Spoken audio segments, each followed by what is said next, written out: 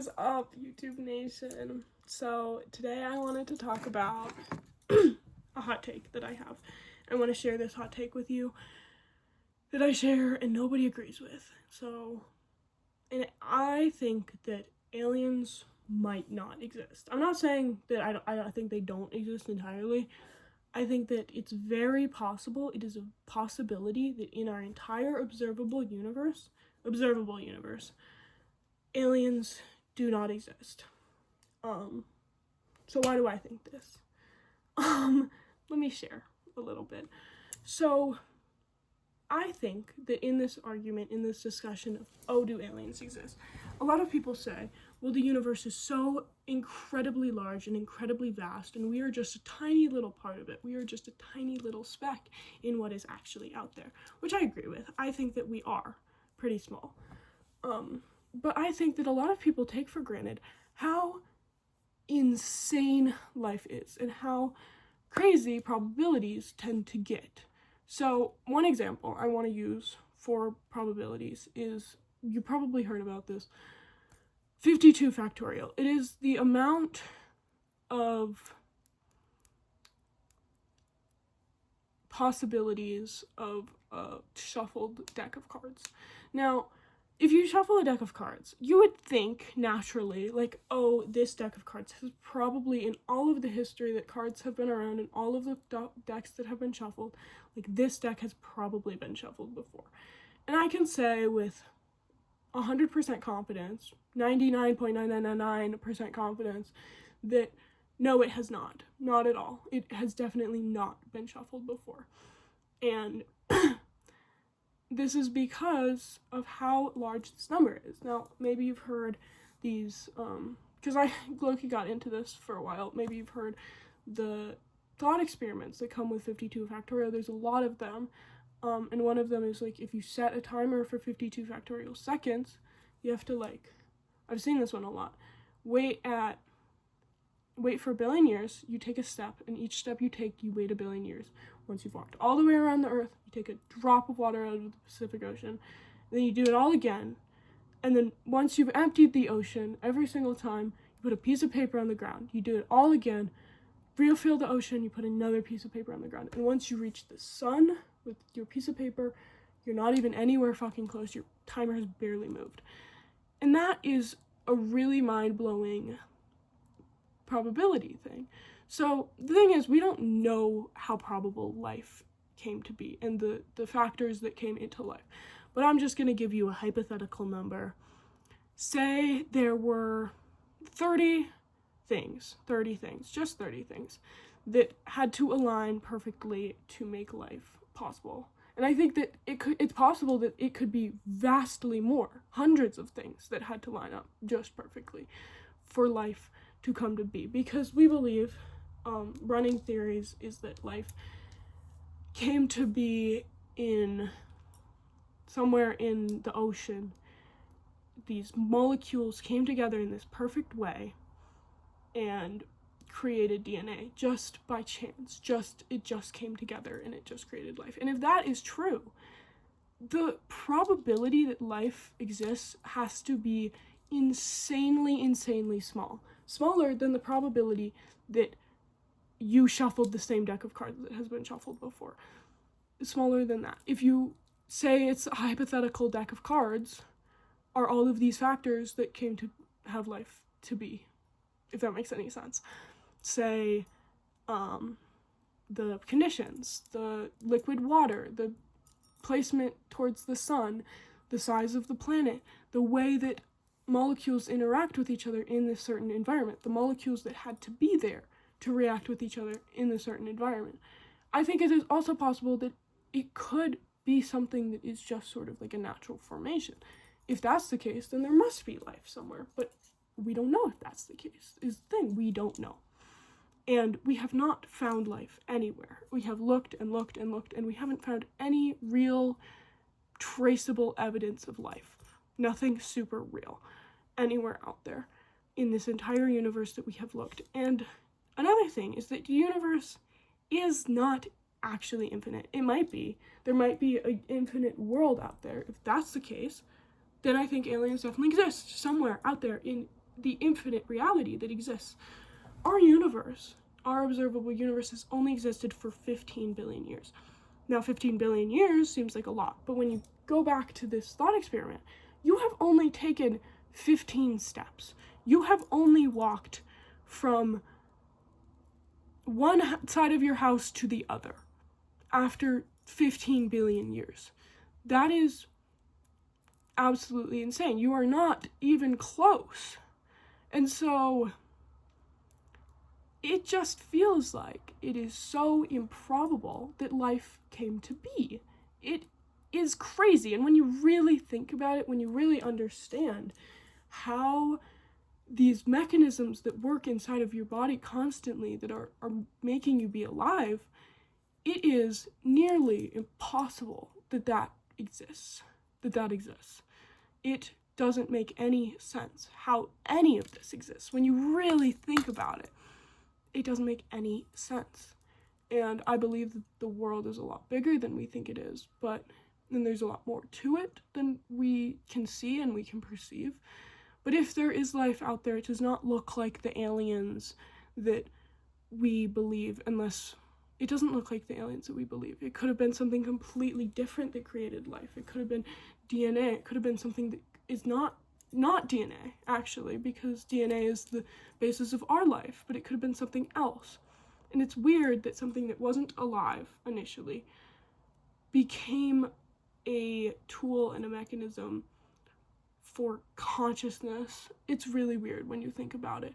And the fact that you are here right now, I don't think people realize how significant it is, how absolutely significant your life is. And this is what I'm getting at, is that it could be that aliens do not exist. And they definitely don't exist in the way that we picture them in movies and in media. The way that we think about aliens, they don't exist like that. That is so improbable, I believe. And it is essentially a 0% chance that you are alive and that you are here right now and that you exist in this time and in this place, and as you are and that you think like a person, you have survived every single lineage since your DNA has survived every single lineage since the beginning of life. Insane. And we are not but a speck. We are the most significant thing in the universe that we know about. We are the most significant thing. Life in general. And life in general is the most significant thing. It is weird to look out and to be like, we can't be the only thing here. There must be something more. There must be something more to life. When you look around and life is so vast and fucking crazy and insane, and there is so many ways that consciousness can show up in this world that we have. There are so many species. There's so much on this beautiful earth that we have. And a lot of people take that for granted. And I think the belief that aliens are out there, they must be, they have to be. There is no way that they are not. And that's what most people think, most people I talk to say, is like, there has to be something else. And I say that there doesn't have to be something else. That we are significant enough. That life is significant enough where we don't need to find something more, to find something vaster and greater, to find something that is more technologically advanced than us, because that is it's so insane that we exist right now as we do. I want to think of some examples, so I'm not like super vague. But yeah, and I also think that people take for granted life in general. The fact that we exist as a part of this earth. And it really pisses me off, the sentiment that we are somehow different. We believe that aliens exist because I think that there is sort of this underlying belief that a lot of people have that we ourselves are aliens. And technically, like, we don't think that. Like, we know that we are animals. There's evidence to say that we are animals. But we believe we're different. It is coded into our language, into our society, the way that we think about nature. Say, even the word nature is inherently contradictory because it is anything that is not made by people. It is anything that exists outside of people, outside of humanity, is nature. So we have, with this word, nature, and connecting with nature, we have separated ourselves from nature, from the rest of the world. We are aliens. A lot of people think we are superior because we are intelligent, because we have intelligence that other animals don't have, which is very true. And I think that we are special. We are very special. But that does not take away from the fact that there are so many other animals that are special in ways that we could not fathom and that we could not match up to. Take an octopus, for example. Like, they are so special and they are so insane, and the things that they are capable is so insane. They just don't really have society.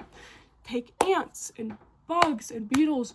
You look at them and you see them having their lives, living their lives and living for this colony the way that we do, the way that humans do. We aren't separate from nature.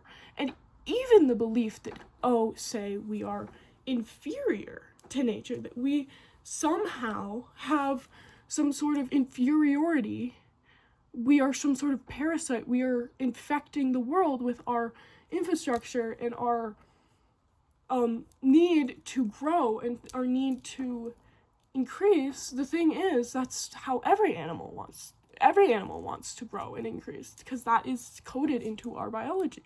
That is how life started. We have a biological predisposition to what's the word?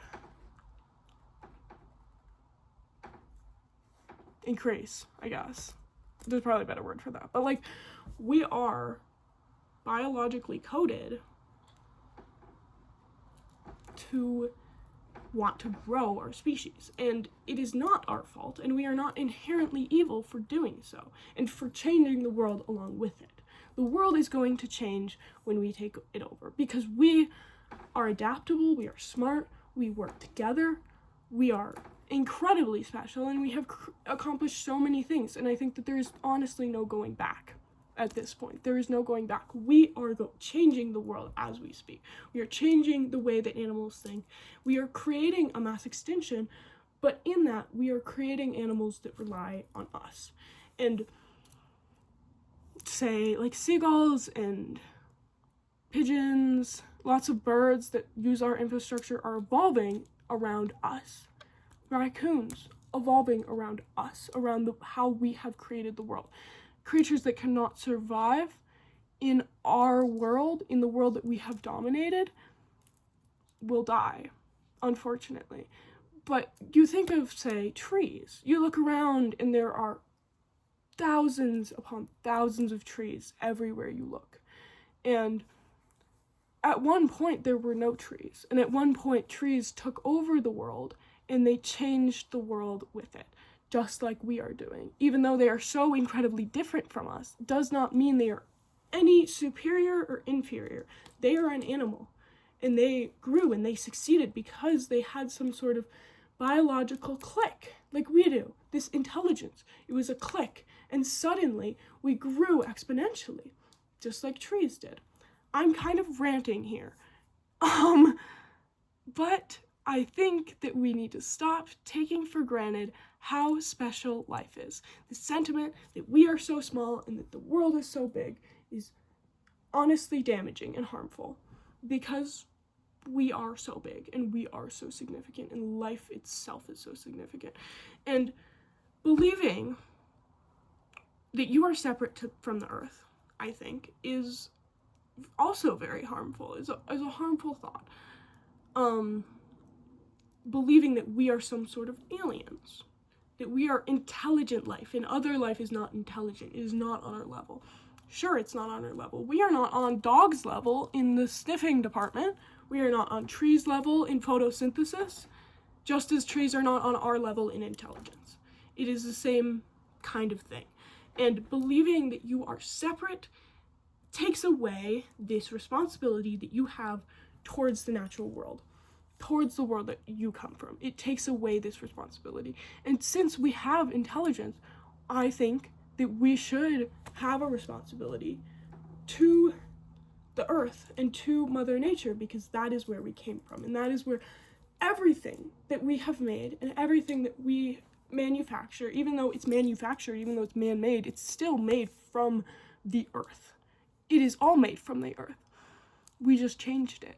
And that is the natural order of things. We change things. And believing that you are part of the earth and believing that you come from it gives you an obligation to take care of it, to take care of the animals, believing that you are not above, you are not below anything else. You are just part of it. And therefore, you have an obligation to it. You have some sort of obligation to it. We have an obligation to our Mother Earth. We do, inherently, because we are from it. And because we are so dominant of this world, we are so dominant, and we are becoming more and more dominant, and we are accelerating technology so far. It's insane. And I think life is absolutely insane and so incredibly significant. And it is okay if we are the only animals out there, if we are the only species, if we are the only mechanism of life that exists. Because it might not. And I hope you take that with you. And I hope you have a good day. And I hope this doesn't make you too existential. Because I think life is really, really beautiful. And I don't think we should take that for granted. All right, I'm out.